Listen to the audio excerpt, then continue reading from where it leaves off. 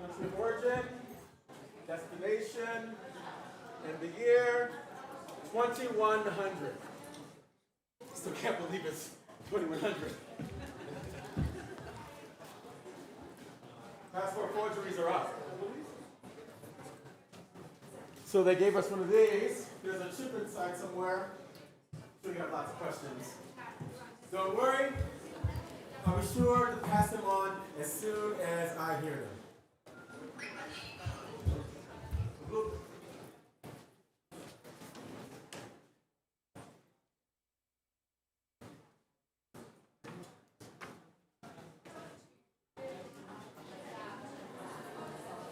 Where was I? What was that? What was what? You said you'd pass on whatever you heard. There's no new information. Forget what's new. We were not supposed to make this stop. The next stop was supposed to be the ship. Why are we over here waiting? I'm sorry, I can't. What do you mean you can't? Excuse me? Is that filming? Hello? They blocked the road from here to your ship. Why? Raiders. Huh? Oh my God. Since when are there raiders in Dubai? They surprised the group ahead of you. They took hostages. Looted. We were told the road was safe. It was safe. But welcome to 2100. Things change quickly here. I have family there in another group, so I don't know where they are. Just step there ahead. Do you want to sit down? I need to stand. The people in this group have been waiting for this voyage for years, most likely. They're one of the final groups. They're not fools. They've heard about the raiders in California, Tunisia, Spain. What made you think that they couldn't have handled this news? They said you panicked. Oh, did they? Well, then mission accomplished. I prefer you stop filming, please. I am pressed. That's why I'm here, to make sure that we have a record of this. Exactly this. Can you tell us who these raiders are?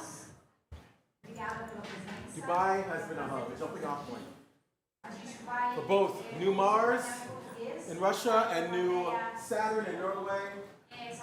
Because of this, there's been an expectation among essential workers that, of course, they have to stay to the end to keep things running. When the final ship departed, they have a place. But what do you mean there's been the expectation? They were told they have a place. And now they don't? Some don't. And they've taken to abducting those who they feel have jumped the line. So us. There's no service, they blocked it out. There must be service somewhere. All we have is this. I'm gonna find it. If you have a press badge, you are exactly who they're taking. So what? They could be anywhere. They could be at that door. Yes, they could be at the door. I'm sorry. I'm sorry. I could have explained that differently.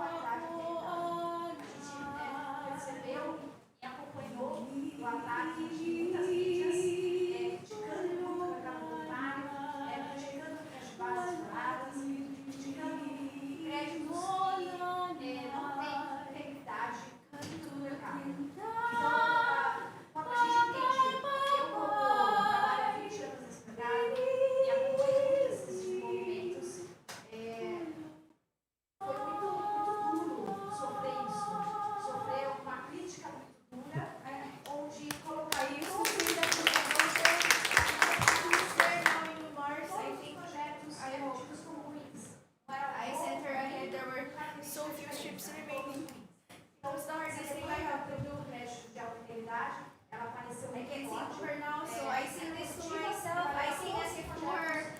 It's the best thing that I can do. Sometimes I need to know that this what I do is the best thing that I can do. And thank you. Thank you. Maybe somebody else have a song or a prayer? I have a poem. Poem would be nice. No, wait a second. What's wrong? Shouldn't we be focused on the raiders? What about the readers? Is there something that we can do, something that we haven't thought of yet? There isn't. You're still standing in this? Fine, I'll sit. No, it just feels wrong to sit. I don't understand. How is everyone not running around like a headless chicken? Chickens. I don't know, it just feels more like a thing to do. You know, sometimes I feel like a chicken too. Run in circles and circles, searching for my own head, but then I think that we must have our heads. Or else how will we look at? We just can't see them sitting on our own shoulders. Is that a Russian saying? No. Okay, fine. You're saying I should sit? Oh, I don't know what I'm saying. Sorry. The floor is yours. Hi everyone. I've met most of you, but my name is Rumana. I'm from Indonesia. In Indonesia, we've been waiting for the world to get this migration since decades before I was born. So I feel like I've been here, right here, my entire life, or somehow longer than my entire life. Waiting is in my DNA, a birthright. Growing up, everyone around me seemed in a constant state of mourning for a place, a safe place, somehow bright and ever boiling, where rain doesn't mean a flood and land was things that nurtured, where there were animals, so many animals. They were everywhere, apparently. But what is this place? Because people clearly loved it enough to move through the world somehow heavy from its loss, depleted. So all these people around me, parents, grandparents, elders, they were mourning always, but also waiting to mourn. By the planet's bedside, but also by its grave. They need to weep, but what kind of tears? So they don't weep. And they tell us not to cry, don't cry. They say, don't worry. Our leaders are working, building cities in the north, in Russia, Norway, New Mercury, through Pluto. Soon we'll all go there. We kept hearing, have new homes, better homes. But Indonesians were skeptical. Our capital was sinking 80 years ago. So we moved it. And we did this when our ancestors, some of them were still eating beef or driving, what do they call it? Toyota Alphard, Cadillac Escalade, all those, for air conditioning, not only inside, but also the outdoors. It was a different time, but even then, we moved it to a new city, better cities, they said. But this new city still had rain, and more rain, and heat.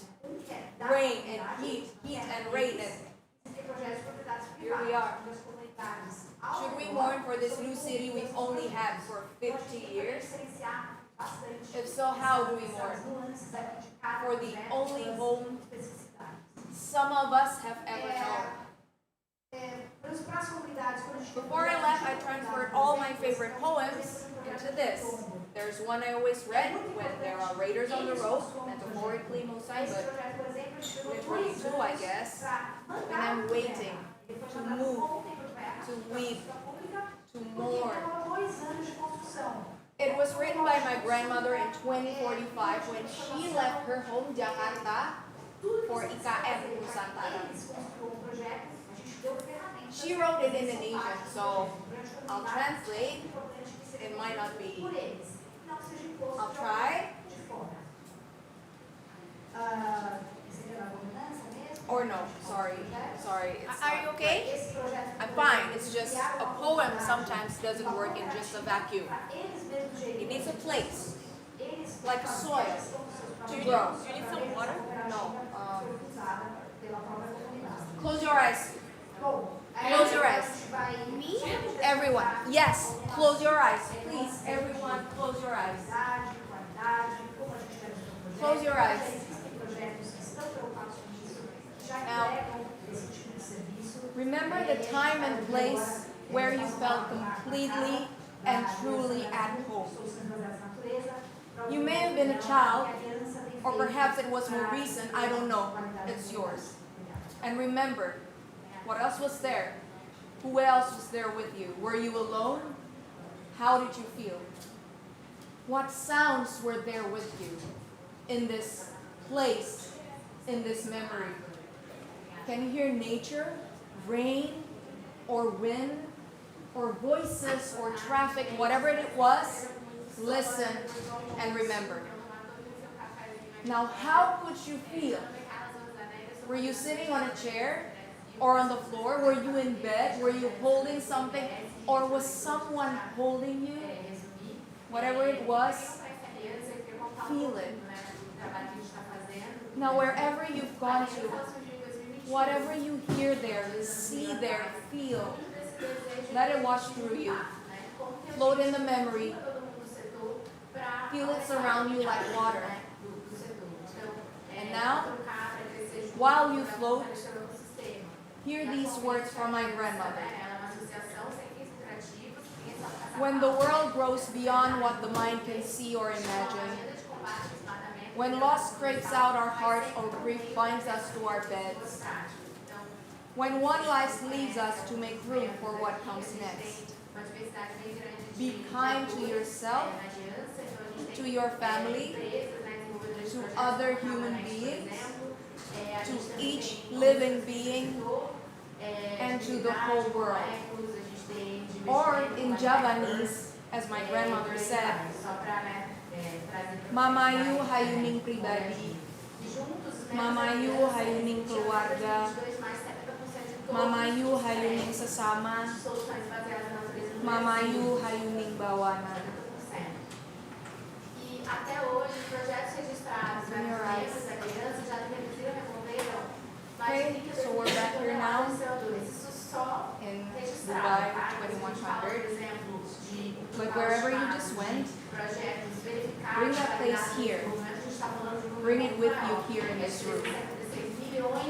Hold it and let it give you what you need. Mais de 4 milhões de hectares, né, preservados. Sorry, I guess our religious thing's over.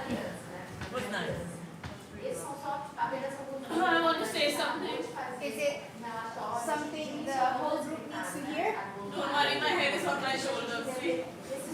I just want to say I'm sorry, everybody. It wasn't my goal to freak everyone out. It's just that I have family, you know, they're in another group and I don't know where they are. Just that they're ahead. Odds are they're safe, but all this, the raiders, it's frightening. But I'll take deep breaths. Thank you. If there's a room that understands you, it's this one. Also then, since we're sharing things, Another poem. No. I'm a playwright. Well, I mean, there haven't been plays in Mumbai since, well, before me. At least not ones that my family could afford. But I've always written for my siblings and my friends my whole life. And then on the boat here from India, I started thinking maybe there'll be a theatre in New Mars. And I started writing a new play. Are you asking us to read it? Would you? My schedule is open. Here. I have a copy for each character. Well, I've had time. Did you want to? I'd love to. There you go. Who else? I used to act at school. Oh, okay, great. Booty, right? No, I don't perform. Sure. I have a feeling you'll be great. Well, Chalo, you're hired. Come. I'll do my best. Okay, why don't you all come here? I'll read the stage directions. Time, near future. Place, New Mars. A, stands on stage holding a flashlight. B, enters pulling a sled piled high with scrap metal. Enter C and D wearing police uniforms. Stop. Oh God, no! Be cool. Good evening, officers. You pull in a sled piled comically high, with scrap metal clearly been stolen from construction sites. No, please, you don't understand. Take the sled, we'll go. Oh, that isn't how this works. I have a daughter. I'm only here for her. When we arrived, we were supposed to have a home. It took us months to get here, but at least we have a place to lay our heads. But when we got to the unit, it was destroyed, stripped for parts. So now you steal from other buildings? They had us sleeping in a tent. There were holes in the bottom. When it rains, it soaks her blanket. Her teeth chatters even when she is sleeping. All night I worry if it stops, it would mean she isn't breathing. She whimpers. I'm so sorry, I can't do this. What do you mean you can't? I can't do this right now. But what's wrong with There's it? nothing wrong. I just don't want to do it right No, now. the whole play is not like that, I promise. Maybe this play is not for us right now. What do you mean? I mean that perhaps your audience isn't ready to hear these things like this moment. Actually, they are. These are the things they need to hear. If we are preparing ourselves for the inevitable violent oppression waiting for us up there in our new city, Do you have something else? Another story? It doesn't have to be a play. I'll be back. Where are you going? What, are there raiders in the restrooms? I'm so sorry, everyone. I did not mean to cause a scene. We understand.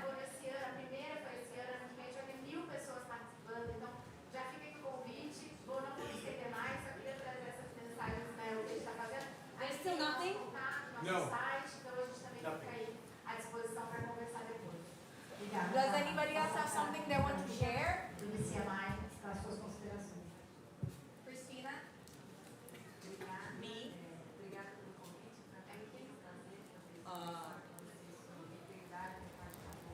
Actually, I suppose I could have one. It's from my grandfather. Something he used to tell us when we'd visit him as children. God, I can't believe I'm going to tell this. You're going to think that I'm I'm sure it's okay. sure? Okay, never mind. So my grandfather, he used to tell us a story about a very old lady, witch adjacent, or perhaps a real life witch, who lived alone in the woods and who was said to eat children, but didn't really eat children. But maybe she did, no one knew, so no children ever went into the woods. And of course, we'd always say almost immediately as he'd start talking, but Grandpa, this is just Baba Yaga. Baba Yaga?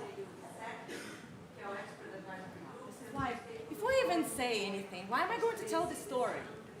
Russian lady, Russian fable, so in the nose. Okay, I'll keep going. So my grandfather told us it wasn't Baba Yaga. This was a real life witch-type woman who may or may not have eaten children, but whose presence in the woods and fuzzy reputation did a good job at keeping children at all times really far away. And when he grew older, my grandfather became a scientist. And as a man of science, he knew that there was no child-eating witch roaming the woods searching for boys and girls.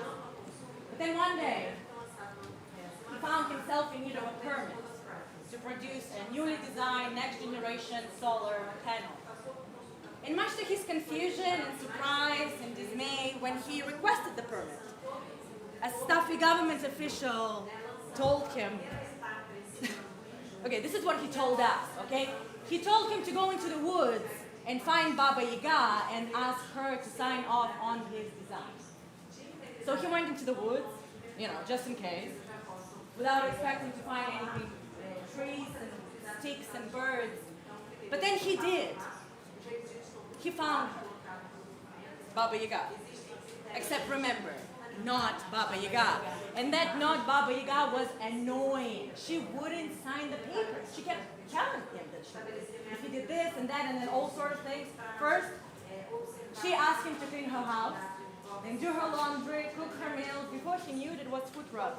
Then, she threw 100,000 poppy seeds all throughout the forest and told him she couldn't sign the papers until he gathered and gave her back each and every one. Once he did that, even then, her paperwork was endless. And all the while he knew that they were wasting so much time that he began to wonder that perhaps that was the point. But he could hear the forest drying, creaking all around him. He didn't know how long had passed, days, weeks, months, years, this deep into the woods, he couldn't tell. Until one day,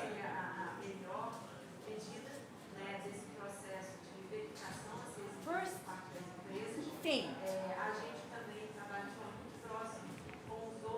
then quickly growing stronger, he could smell it. Smoke. And he feared this day would come. The forest was so dry. And then, all at once, the whole forest was on fire.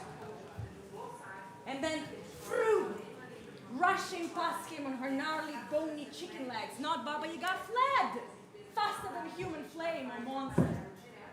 Wait! He shouted, fearing that all his work had been for nothing, that she'd left him permitless, empty-handed. But then,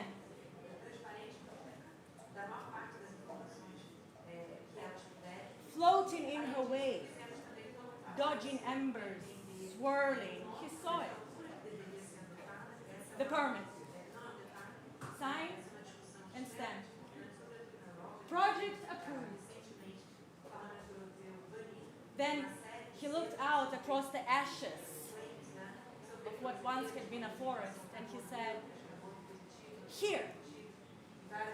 This is too late for the forest, but here is where I'll build." And those solar panels, built over 60 years ago, is what a part of what now supplies power to New Mars. That's it. Thank you, Grandpa. Is it true about the solar panel, not Baba Yaga? It is. But still, I am back. Hi, Ratasha. I know you hate me. We don't hate you. I don't understand why we should praise these privileged ancestors. I mean, yeah, sure, he worked his way through a lot of red tape, but he still got access to wide swaths of land, and I'm sure he made a profit. He doesn't sound like such a struggle. Does everything have to be? That's easy for you to say. What was that? Sorry? I know we're quite literally on the same boat, but a journalist from corporate funding, not migrating, but returning to her own home country, it's not such a struggle.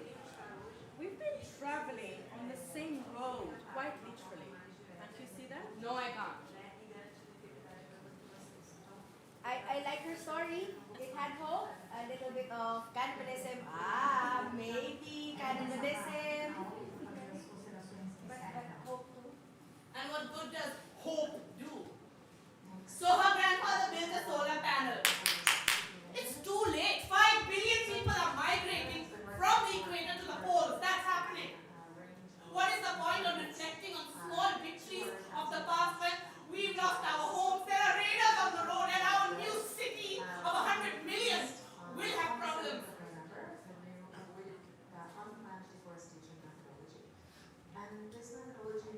I guess the question is, what is the purpose of art? Is it pointless if it doesn't change the world in one fell swoop? Is art something that can change the world at all? I've been weighing this.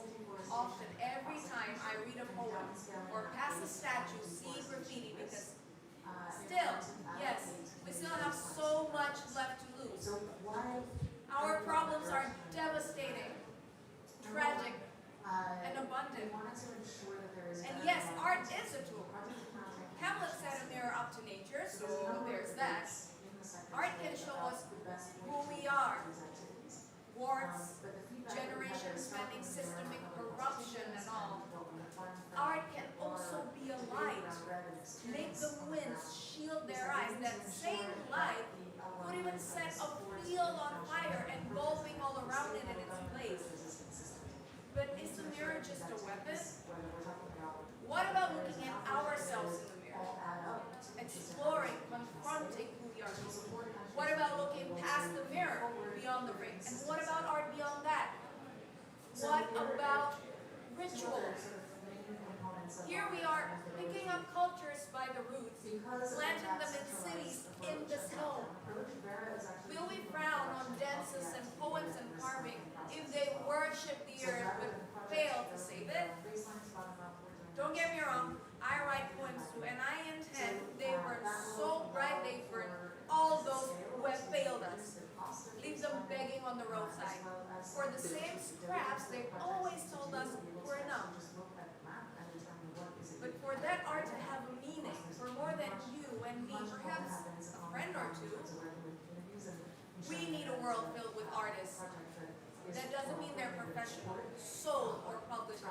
It does mean that they're open, inquisitive, and patient. Only artists read a poem and find themselves profoundly moved. Hear a song that are transported, watch a play to be provoked. These artists, most artists, will never write, or sing, or dance. They'll just simply live and breathe and tell themselves a story from who knows where. Adapt a phrase, embrace an image, and use that story to change something for the better. Not the world, no, but something. Does a mother bedtime story to her child solve a world hunger? No. But her story one day will make your story better. Because now the child's mind being taught to see the world beyond the grit and grime of day to day. The world's not finished. Still forming. An artist, one artist, cannot change the world. In this world, I kept thinking, she can't change very much at all. But art itself, used by a world of people to know themselves more deeply, to sense who they are, where they are, and what the world could be. Well, I guess that's a hope for change. And to me, I say all art is welcome. If it's honest, it's welcome. If it isn't, it should be. Friend, I know I'm the one who stopped it, but I feel real bad that we didn't read your pain. I understand. The point was to re-traumatize. So what's your point? What do you mean? I don't need to say that way. What I mean is, I would like to understand what you're trying to tell me in your story. And if you explain it, I would like to listen.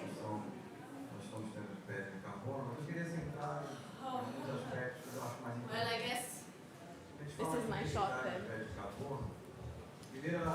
What was my point? In a way, I think that is the point. What's the point? Is the point. I mean, that's what we're all left asking, is it not? We know not since last century, but since the century before that this, well, not this exactly, but something like this. Since before we were even thought of, our ancestors knew that this would be the world they'd leave us if they did nothing, and they did nothing. How's that supposed to make us feel?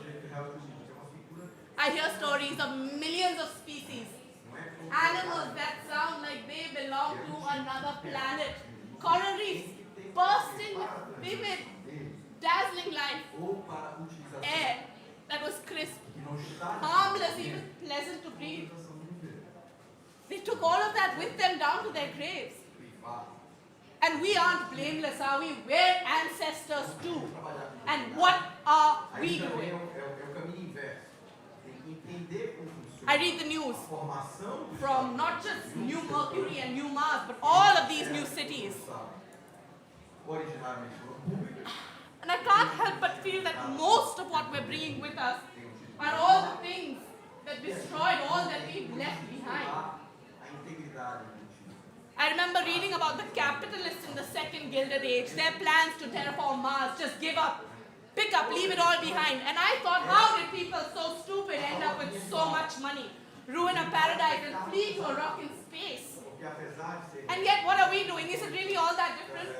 Siberia is not Mars, Scandinavia is not Saturn, but it's in the names. It's in the names we've chosen. Like I said, I read the news from all these new cities. And like I said, I can't help but feel that most of what we're bringing with us is all the things that destroyed all that we've left behind. And we have left things behind. We've left people behind. And for what? What are we creating? More cities, higher north, sure, better equipped, maybe, but how long will they last? How long will they last if we don't look at what we're doing? Rub our noses in it, consume what we excrete, digest it, expel it, and suffer. I want art to make us suffer, so that maybe, just maybe one day, we'll decide not to suffer again. You asked. It's funny. I never thought of myself as glass half full.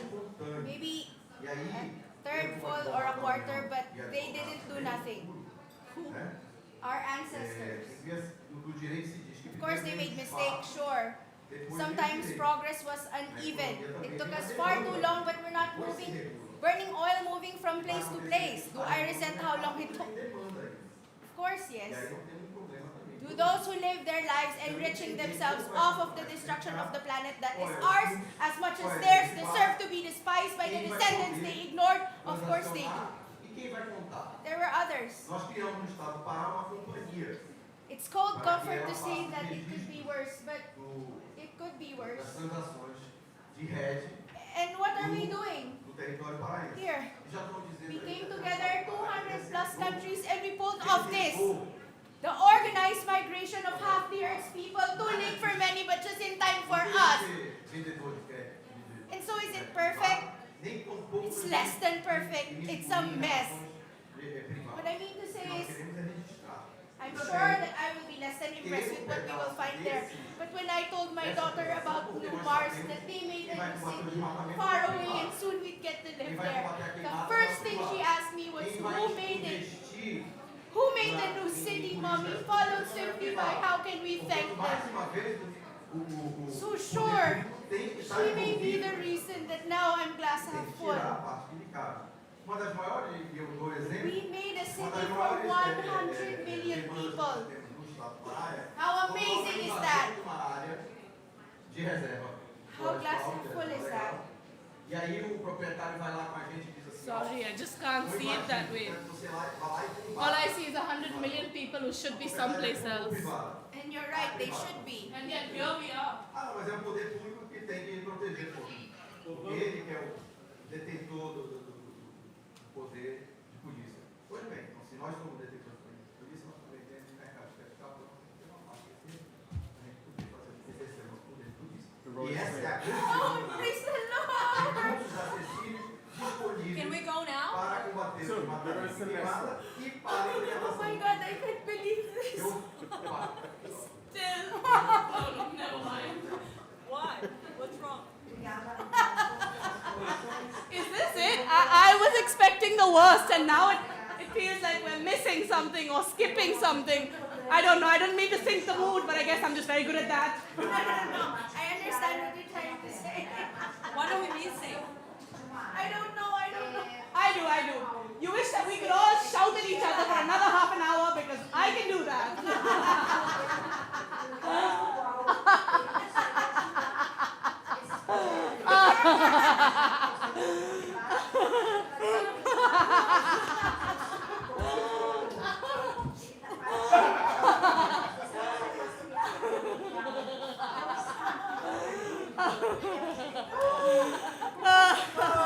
Okay, close your eyes, everyone. No. Close your eyes. Yes. Okay, Close. Okay, yes. Okay, we're with you. Okay, fine. Are they closed? Yes. Yes, please. Now, take a deep breath from your belly. Now this time, remember the last place you were before you came into this room. You may have been busy, trapped in your own head, but what else was there? What people, sounds, sensations? Let them wash over you, through you, like a distant memory returning. What were you feeling then? Feel that again. Whatever it is not right or wrong. It just is. It's just a valid thing to feel. Now let that feeling, that moment, that piece of you run through you like a blade so fine it cuts and you don't bleed. And now, holding these things, hear these words, another one of my favorites. Like starlight mid-journey, dark cloak of heaven trailing. Like tides turned back by a force they cannot fathom, as moonlight dances and waves tumble into sand. Like geese alert, feathers standing in the cooling autumn air. Web toes tensing, minds already taking flight. Like a generation of leaves, red-faced, militant, standing at attention, waiting only for the wind to signal their release, to send them home from active service back to earth. Like the dog who smells his master, but does not yet see or hear him. The sun behind a drifting cloud. The earth's core churning. Moments between a lightning bolt and thunder when heads turn and lips part. Counting. Like counting. Like 1, 2. And if you listen, here we are. A world already waiting. People already living after you. Open your eyes. Welcome back, everyone. The date is December 8th. 2023. New York, 28th, UAE. We encourage you to now keep your eyes open. To who you are and who you want. To those who still to come and the world we'd like to leave them. To what's been lost, yes, but also what you still have. To that within you. And to those around you. To the possible.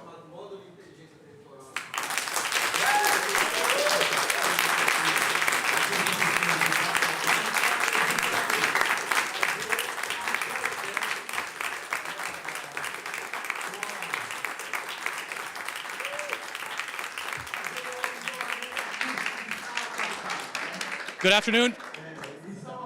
Good afternoon, folks. My name is Adam Marple. I'm the co-artistic director of the Theater of Others and the director of this play, Bright Light Burning. Please, no. No? No. Oh, wait, thank you. If I could ask my panel to come and join us. I want to give a little context around this show and what we have been doing here at COP. And then let my guests introduce themselves. So the Theater of Others, we're an international theater company made up of performers from all over the world. With this production, we wanted to hit you in the heartstrings. I'm sure you're inundated with graphs and science and charts and math, and you're probably a little tired of it, but you're doing the good work. And so we wanted you to just take some time to reflect and remember what it is that you're doing, why you're doing it. For the earth, yes, but for us. Because the earth will still turn. The earth will still be here whether or not we're here.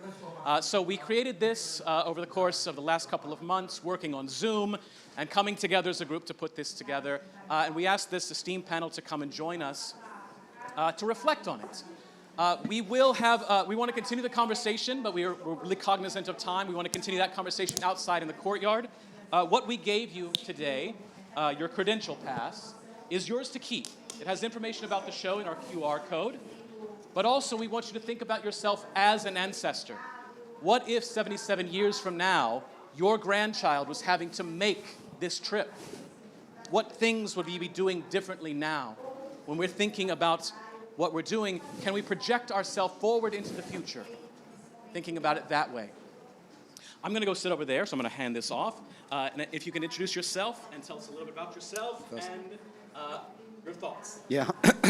Hi everyone, what a brilliant play that was. Wonderful. Thank you everybody for doing that. I'm Martin. I'm at the University of Exeter. I'm a polar scientist. Been studying the Antarctic ice sheet for the last 30 years or so. And a few reflections. Firstly, to say 2100, that's not really some notional term in the future, is it? People who are born now are highly likely to be living in 2100. So this is not something that's for someone else in the future, it's for people right now on our planet. A number of things to say as a polar scientist. What would happen by 2100 that we know is going to happen, that's unavoidable because of what we've done. The first thing is that sea level globally is going to go up. There's actually nothing we can do about that. We've already unlocked it. And that's a damning indictment, really, of our society to this point. There is still hope. We can, if we choose a low-carbon and net zero pathway by mid-century, to keep sea level down to something like about 50 centimetres by the end of the century. But if we don't, if we just keep burning fossil fuels and really take a high-carbon pathway, which is incidentally is the one that we're on at the moment, then it's possible to get more than a metre of sea level rise globally this century, possibly even 3 metres this century. And of course, 2100 doesn't stop there. Sea level doesn't stop there either. It just keeps going and going. And it is possible with a high carbon pathway to have something like 5 metres by the middle of the next century, which will be an absolute disaster for our planet. Now, that is within our control. If we choose a low carbon pathway, we can choose to reduce the rate of sea level rise to keep it manageable as much as we possibly can do. And I think it's one of the things that we often don't speak enough about on climate change. Sea level is going up because of what we've done, and it's really for us, for this point in time, to do something about it to make sure that it doesn't get totally out of hand. Thank you. Please. Hello.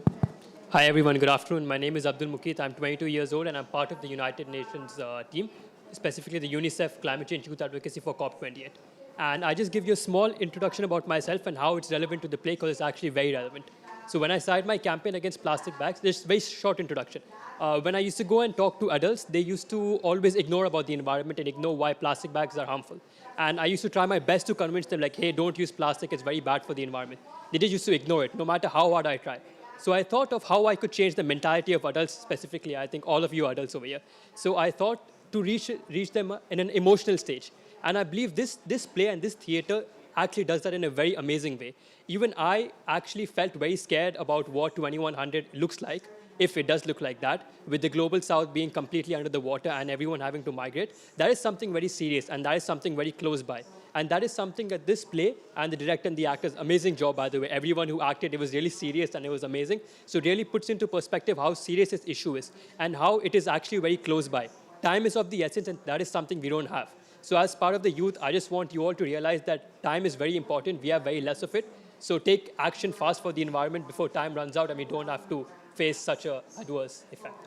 So yeah, that's my take on the play. Thank you.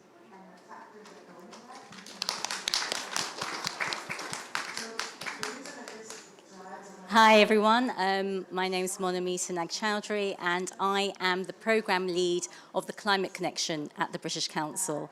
I'm still recovering from the play. I think it's just really just shows how emotion and feeling with the senses, feeling with the heart can really make you think about what needs to be done. You know, we talk about a climate crisis, we talk about the need for change, we talk about the emergency, and we have solutions through all the work that we do in education, arts, research. But when you actually can be faced with those emotions, and it's a bit like looking in the mirror, you have that sense of fear, and you have that sense of action needs to happen, and we really need to make sure that this doesn't become a reality that we all feel. So that urgency really was portrayed just so brilliantly by the performance. And I think this is the work that we do at the British Council. We really believe that through that intersect of education and culture and not treating, sectors separately, that, you can really feel that power. And if you think about the next generation and children at school, you know, what does education mean? Education means that you feel you are empowered, you know, through skills, through knowledge, but you also have to feel that responsibility. And how does that come through? You know, it comes through having that, just seeing what could happen, that imagination. So thank you very much. Hi, hi everybody. My name's John Dewsbury. I'm a director at the Department for Education and have had responsibility for setting the sustainability and climate change strategy for the UK education system. And over the last 3 COPs, we've been trying to convene other countries to making sure they embed education in their NDCs and as part of their solutions to the climate crisis. First of all, I'm not quite sure how the other panelists have managed to articulate themselves, because I am in a deep sense of shock and awe. I mean, the acting was amazing. I went through a roller coaster of emotions through that. Went from anxiety to fear to joy to hope to faith, then back again to anxiety and fear. The sense of desperation as I was going through it. It hit home to me the responsibility that I have in my role to getting this right, to protecting those future generations. It made me think about my childhood and some of the traditions from my childhood, particularly the story about the Russian lady in the forest. It made me think about in British culture, where we have sort of the green man that has sort of moved out of our culture and sort of disappeared a bit, which is kind of the father of nature, is not quite there as much anymore. And I suppose thinking about all that and about what I do, it made me think it's about the intersection. I'd take it one more step than mono, not just the intersection of education and culture, but the intersection of education, culture, and climate. So how those 3 things come together. And I do have hope in that one thing that we're thinking, well, we have set the education system, the task of doing in the UK, is around setting a climate action plan by 2025. And we've made it really fundamental. That has to be a whole systems approach. It can't be thinking about decarbonising your boiler. It's got to be, what's your cultural approach? What's your ethos? What's your curriculum approach? And how you adapting, etc. So arts is fundamental to that. And I just want to share one final thing. I was previously working on COVID testing, and I came out of that and was asked what I wanted to do. And I said I wanted to try and set up something within the UK Department for Education to drive forward sustainability across the education system. And the first thing I did was took my team to the middle of a museum to an exhibition called Our Broken Planet, and made them immerse themselves in this museum exhibition to try and stimulate the policy thinking. And I think the thing that's just reminded me, that was 2 years or 3 years ago now, is that if we don't grab the arts and poems and music and embed them into our top policy thinkers, our top decision makers, we're not going to make the right choices, the right solutions. We need that whole team. Everybody is an incomplete leader, but together we can be a complete team. I think that's where the arts, music, culture need to step in. Well, thank you for saying that. It's, as an artist, a group of artists, we feel not necessarily left out of the conversation, though. We are storytellers, but you have all the information, and we want to work with you to tell that information, because as you can see, what we try to do is to not answer anything. We have no answers. We as artists have no answers. All we do as artists is provide questions, different way of looking at the questions. And what we wanted to do with this entire project, We Are the Possible, which is a group of poems created by 200 climate scientists, artists, activists, students from the UK and the UAE, written in English and in Arabic, is really kind of touch on the empathy, the other side of the brain, the right side of the brain, because it needs both. Too much left side and it just gets bogged down. Too much right side, nothing actually happens, right? We both need to work together. We need to be hand in hand. And we'll be happy to stand in front when we need to stand in front and yell and scream and be angry in a UK pavilion. And we'll be happy to stand behind when we get it wrong and we need somebody to explain it. and be out there and provide the story for us. So with the little bit of time we have left, briefly, because we have time left, I'm glad, I would really love if you could share a story, if you could share something that has made you see the world, our climate, where we are, where we're going in a little bit different way. Because story, I think, is going to lead the way. Take a moment, it's okay. You as well. I like that we're taking pauses here. I'm sure you're busy, so busy, running from this to that, sending an email to somebody overseas. Take a pause, think. Think of a poem, a song, a piece of art, a play, a film, anything that's moved you to think about where we are, where we want to be, what we used to have, what your grandchildren might end up with, what they should end up with. And if anybody wants to jump in up here, please. So when you said think of a story, I thought about my daughter. She's just turned 5.5, and I wrote her a letter before I went to say why I'm coming. Well, she wondered why I was going away for a few days, and I explained and wrote her a letter. But one thing I've noticed with my daughter, in my childhood, I spent a lot of time outside, very connected with nature, a lot of time in the woods, roaming those woods, building dens, etc. And when my daughter was 1 or 2, she would sit in the mud, she would play, and she would be completely at one with nature. But I've noticed since she's got closer to 5, we have rabbits that run free in our garden at home, she's become more retracted from nature. And during that play, it made me really sad thinking about, I think one of the actors here was talking about her daughter in Mars, and it sort of made me think about my daughter, and is she losing her way, her connection with nature, with Earth? In particular, when she picked up one of the rabbits and stroked it and then ran off and said, I've got to go wash my hands because the rabbit's dirty.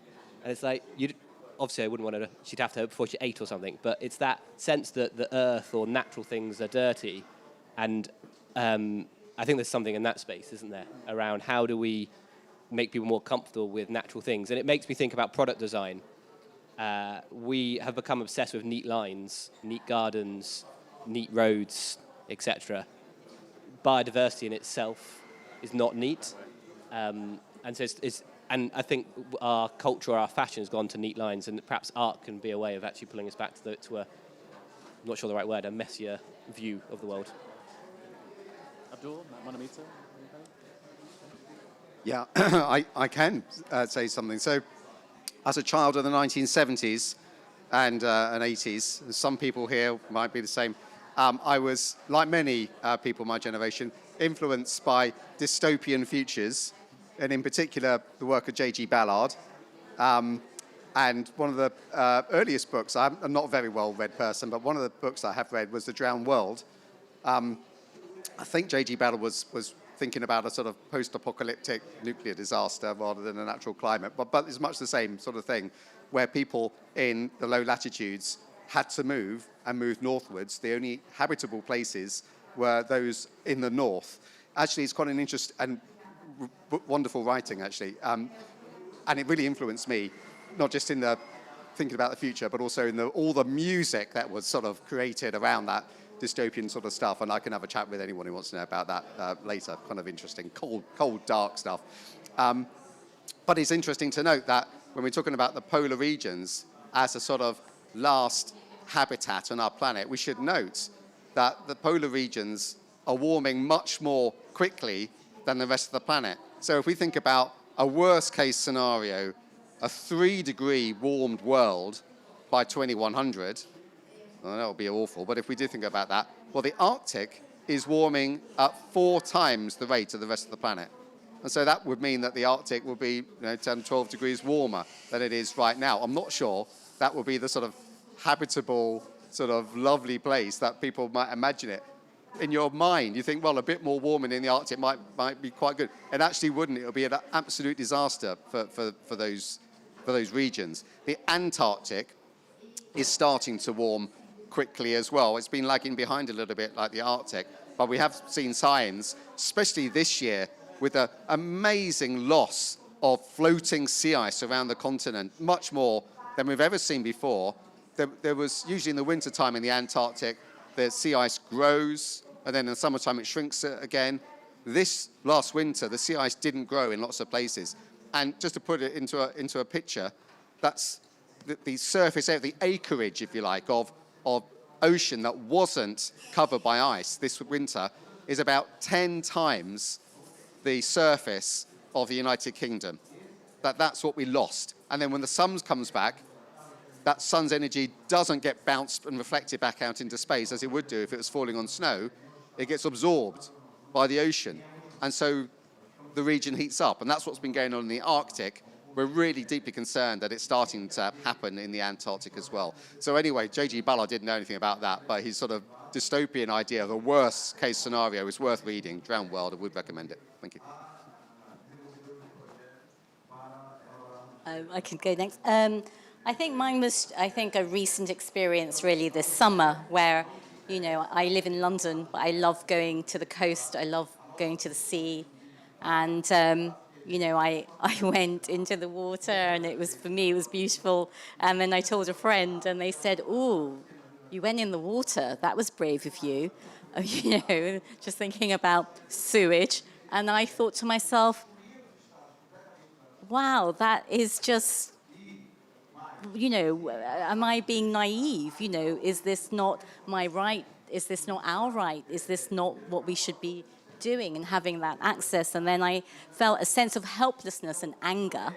And I thought, well, then what am I going to be able to do about that? And I thought about climate action and awareness and public engagement. And again, just how important it is to just have that right, and how nature and biodiversity is part of our life and our world. So it's just, again, something that you think is your basic right is suddenly not there anymore. So an awareness-raising moment for me this summer. Okay. Hello. Yeah, so I just wanted to say something. Actually, last winter when I went in December with my friends to the desert, I saw some animals eating plastic. So that actually it's something not that directly answers the question, but it's something to think about. Why were the animals eating plastic? It's because people like us, when they go to the desert, even to beaches in different countries, we go and we pollute and just don't care about the environment. That is something that we need to change. And the way that adults usually change their perspective is through two ways, which I've experienced through my journey of sustainability. First is logical through science, facts and statistics, numbers and stuff like that. And second is through emotions, which I think this play is what the purpose of the play is, to touch the emotions of humans and to make them aware of environment, sustainability and stuff like that. So when you balance these two, logical and emotional, the feeling inside the human brain, that is when you can take an action for the environment. And also one more thing that I want to highlight from the play is that as you saw, the people and the characters were all from different regions of the world. And that also highlights one of the most important things, that saving environment is not a one person or one community thing or like a one country thing. Even in COP, you can see all 190 parties, 197 parties come around and they collectively save nature. So that is something also that I want you to keep in mind. Do not ever feel that you're just one person on earth and you can't do anything for the environment. All of us have to collaboratively work to save the environment. That's just my message that I want you to spread. Thank you, yeah. So we're coming up on our time, and I want to be cognizant of your time as well. I want to offer one last thing. I know you have so many things you've gotten this week, and I'm offering it as a very brief thing. This is a postcard from you to you. Welcome to New Mars 2100. If you want to self-address this, we promise you we will send this back to you a year from now before COP29. Think about what you want to say to yourself a year from now. And we want to plant that idea of thinking ahead, thinking ahead, thinking ahead, until we get to the point where you are thinking about 2100. I know you're all thinking about that, but we'll be outside. We want to continue this conversation. We love, as artists, we love talking to people. We love hearing how good it was or how much you liked it. So please come talk to us outside in the courtyard, but thank you very much. Thank you all for your stories. Keep the stories going. Thank you. Thank you.